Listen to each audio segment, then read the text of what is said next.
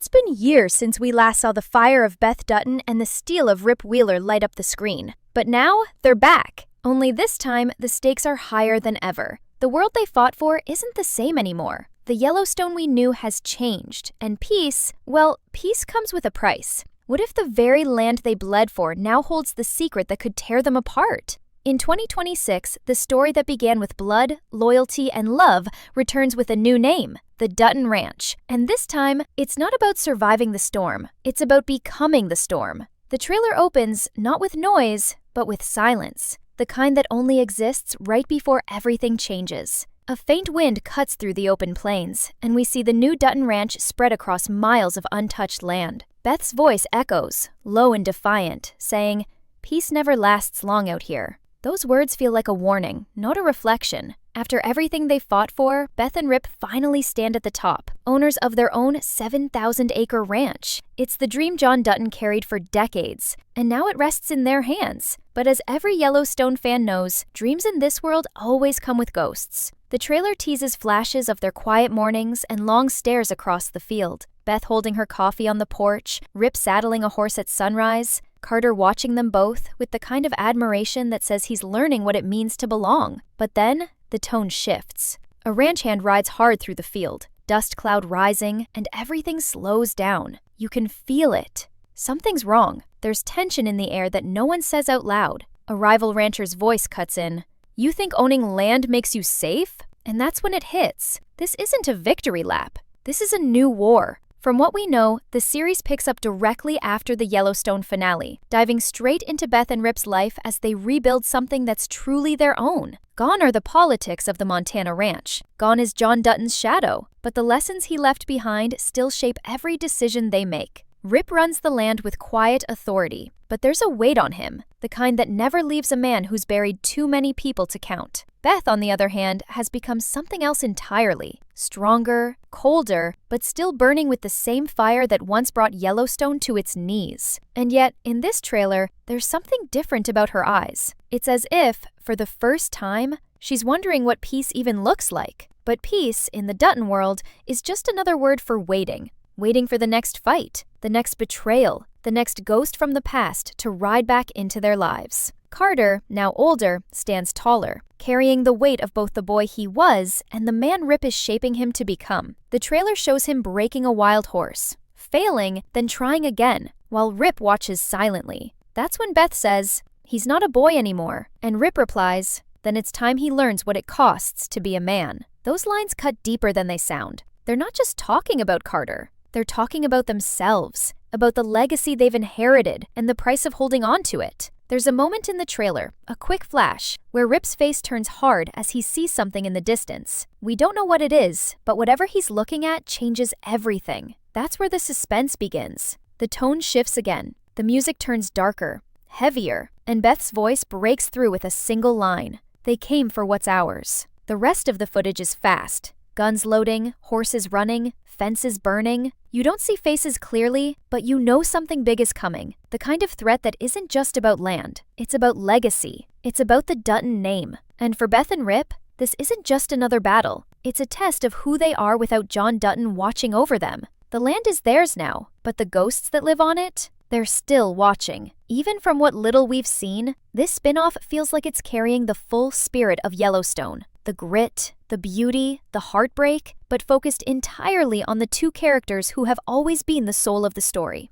It's not a prequel. It's not a retelling. It's the continuation we've all been waiting for. And as the trailer ends, Beth whispers one last line that sends chills through the audience. This time, we finish it. The screen cuts to black, and all you can hear is the echo of hooves fading into silence. That's the moment you realize the Dutton story isn't over. It's just changing shape.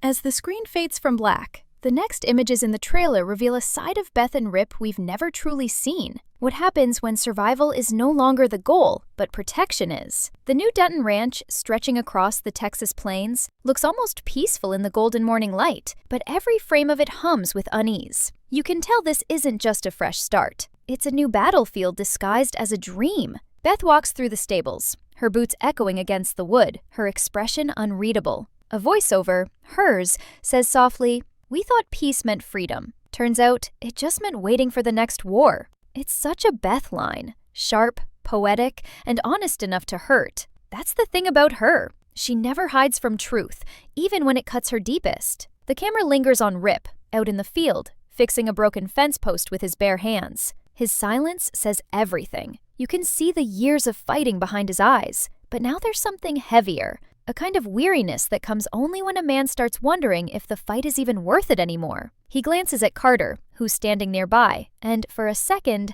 there's peace. That quiet, fatherly pride that Rip never lets anyone else see. But Yellowstone has taught us one thing. The moment you feel safe is the moment the world takes it from you. The sound design in the trailer changes right there. The calm winds fade, replaced by distant thunder, then the low rumble of an approaching truck. The piece is over. A stranger steps out of the vehicle, boots hitting the dirt like a drumbeat. He's older, calm, but with that kind of presence that fills the air before he even speaks. This is Everett McKinney, Ed Harris's character, the weathered veteran and veterinarian who's rumored to be more than just a man who treats animals. He walks up to Rip, nods once, and says, "The land remembers every fight, son, even the ones you didn't start." It's the kind of line that chills you because it sounds like wisdom, but also like a warning. We don't know yet whether McKinney is a friend, a rival, or something far more complicated. But knowing Ed Harris, it won't be simple. Every story he touches turns into something deeper, something that lingers long after he's gone.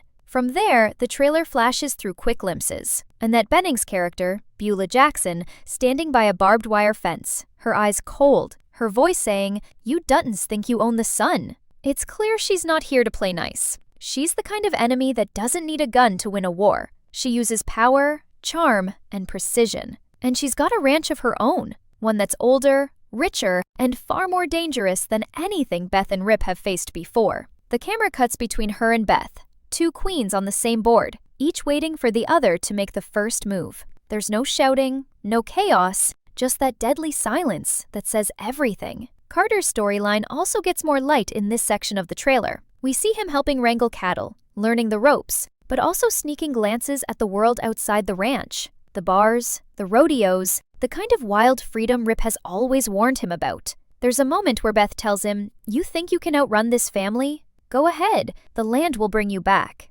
That line feels like a promise and a curse all at once. It's haunting because you know she's speaking from experience. Beth's always been caught between love and destruction, and Carter might just become the mirror that shows her what she's running from. Meanwhile, the tension builds. The rival ranchers, the old grudges, the weight of legacy. It all starts to close in. Rip's men talk about missing livestock, broken fences, and signs that someone's testing them. It's not just a territorial dispute. It's personal. The kind of quiet war that begins with one line drawn in the dirt and ends in blood. And somewhere in the distance, the faint sound of wolves howling under the Texas moon reminds us that peace on Dutton land is always temporary. Then there's a flash. Beth sitting alone in her office, staring at an old photograph of John Dutton. She says under her breath, "I did what you taught me, Daddy, but I don't know if I became you or lost myself trying." That's when you realize this spin-off isn't just about land or power.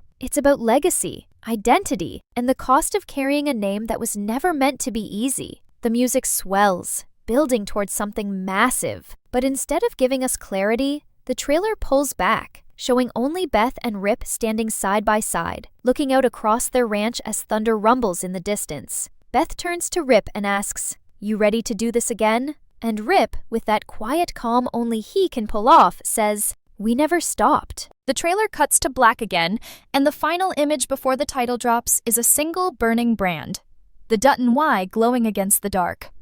Then comes the whisper that every Yellowstone fan will recognize. Beth's voice, steady, fierce, and unbroken. They took everything once. They won't get a second chance. And just like that, the trailer ends, leaving us breathless, unsure, and absolutely desperate for more. The air over the Dutton Ranch feels different now. The trailer doesn't show us time passing, but you can feel it. The days seem longer, the nights quieter, and the land heavier under the weight of everything that's coming. Beth and Rip are finally where they wanted to be, but the silence between them says what words can't. Peace is harder to live with than war ever was. There's this one haunting shot. Rip standing in the field as the wind picks up, watching storm clouds roll in from the west. You don't hear any dialogue, just the low rumble of thunder, and in that silence, the story speaks. It's not just weather, it's a warning.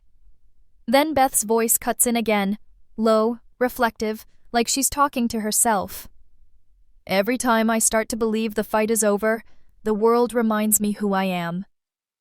It's a line that defines her, the woman who's lost everything and still stands taller than anyone else. She walks into the barn, her hand trailing along the wooden beams, her eyes catching old scars carved into the walls, names, initials, dates, ghosts of the past that never really left. In that moment, she's not the ruthless Beth we remember. She's something else, something more human. But that softness doesn't last long, because the next second, we hear the echo of gunfire. Quick flashes, horses running, men shouting. The new Dutton Ranch, once calm and proud, is thrown into chaos. Rip bursts through the dust, his voice shouting commands.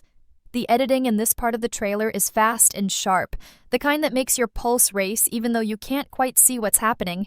Someone's invaded their land. We don't see who, just shadows, trucks speeding off, the faint sound of a radio signal going dead. It's not just cattle rustling, it's a message. Someone out there wants the Duttons to know that the past never really ends. The trailer slows again after that explosion of action, giving us just a glimpse of the aftermath. A broken fence, a dead steer, and Rip's expression dark enough to freeze the world. That's when Ed Harris's character, Everett McKinney, shows up again. He's standing near the wreckage, quiet but observant. He says to Rip, "You can't fight ghosts with guns." It's a line that hangs in the air like smoke. Rip doesn't answer, just looks at him, jaw tight, the weight of every buried memory flickering behind his eyes. You can almost hear what he's thinking. Maybe not, but I'll sure as hell try. The trailer doesn't give us answers, but it keeps hinting that McKinney knows more than he lets on. Maybe he's seen this kind of war before, maybe he's part of it. Either way, his presence changes everything. Then the music shifts again. Slower, deeper, more emotional. The camera focuses on Carter. He's sitting alone near the corral, bruised and angry, replaying everything in his head.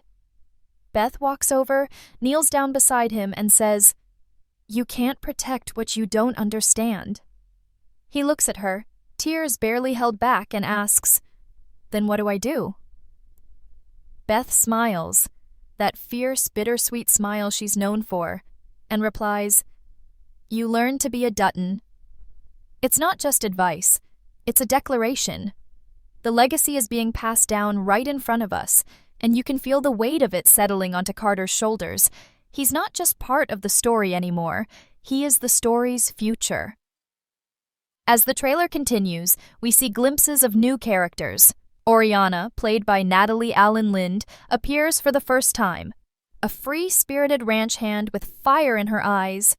She tells Carter, "You don't have to be like them." And just like that, a new kind of tension enters the frame. She represents the temptation of escape, a life away from the Dutton name, away from the land that keeps pulling everyone back in. But if there's one thing we know about Yellowstone, it's that no one escapes for long. The ranch always calls you home, even if it kills you in the process. Meanwhile, Beth's war with Beulah Jackson begins to boil. We see the two of them face to face in what looks like a county meeting. No raised voices, no chaos, just words sharp enough to draw blood. Beulah says, "You can't own the sky, Beth." And Beth, without missing a beat, replies, "Then I'll settle for the ground you stand on." It's classic Beth Dutton. Fearless, fiery, and completely unbothered by the danger that comes with it. Their feud isn't just business, it's personal. It's about power, pride, and legacy, the three things that have defined every Dutton story since the beginning. The tension in the trailer rises again with a montage, Rip loading a rifle, Carter saddling a horse, Beth walking through fire-lit fields, her expression unreadable. The narration turns inward again, Beth saying, "We tried to build something good here." But good things don't last on this land. Only the strong do. The music swells, haunting and beautiful, as we see a final shot of the Dutton brand burning again. This time, carved not into cattle, but into a piece of wood nailed above the ranch gate. A symbol of survival, of ownership, of defiance. The last few seconds of the trailer are nothing but whispers and wind. A voice we can't identify, maybe McKinney's, maybe someone new, says, "Every story has an ending, but not every ending stays buried." Then it fades to black, leaving only the words, "The Dutton Ranch, coming 2026. And just like that, the trailer ends. No explosion, no resolution, just the quiet promise of another storm brewing. A storm that will test everything Beth and Rip have built. Because in the world of Yellowstone, peace isn't a reward. It's the calm before the next reckoning. The Dutton Ranch. The name alone feels heavier now, like it carries both a promise and a curse. As the trailer pushes deeper into its second half, everything that once looked like peace begins to unravel, thread by thread. The music turns slow, low, almost mournful, and we see Beth sitting alone in her truck under a storm-gray sky. She's staring out at the land, her land. But there's something hollow in her eyes, something that says she knows exactly what's coming. She whispers, "Every time I think the land belongs to us, it reminds me we belong to it." That line doesn't just hit hard, it defines the entire story. Because for Beth and Rip, peace isn't about owning the land, it's about surviving it. The trailer shifts again, showing a montage of what life has become on the ranch. Rip rides out before dawn, checking the fences, training the horses, keeping the men in line. Beth handles the business, the paperwork, the politics. But she does it with that same sharp tongue and colder smile that's both her weapon and her armor. Carter's voice plays over these shots. They look like they have it all figured out, but they don't. Nobody does. He's not the naive boy from before. He's older, stronger, and slowly becoming a man caught between two worlds. On one side, there's Rip's law. Hard work, loyalty, silence. On the other, there's Beth's chaos. Power, control, and fire. The boy is learning from both, but the trailer makes it clear. One day, he'll have to choose which kind of Dutton he wants to be. Then, we get the first clear glimpse of what threatens them this time. The rival ranchers aren't just competition. They're organized, well-funded, and determined. Beulah Jackson's ranch has deep roots, stretching across state lines, and her alliances reach far beyond the plains. There's a moment where she stands with a group of men in suits, her voice calm but full of venom. "You think you can hold this place forever? The land don't care about names. It cares about strength." Her words echo over the next shots. Trucks rolling across fields, land documents burning, hands shaking deals in secret. It's the kind of conflict Yellowstone does best. Not just gunfire and shouting, but power being fought for in silence and shadows. Meanwhile, Rip finds himself drawn into Everett McKinney's world. A man who says he's just a vet, but whose calm words carry the weight of 1,000 old wars. There's a scene where McKinney and Rip share a drink at the edge of the corral. McKinney says, "You can't build peace with fear, son. It don't hold." Rip stares at him for a long moment before answering, "I'm not building peace. I'm building walls." It's that simple, honest Rip Wheeler kind of line, steady, unshaken, full of meaning.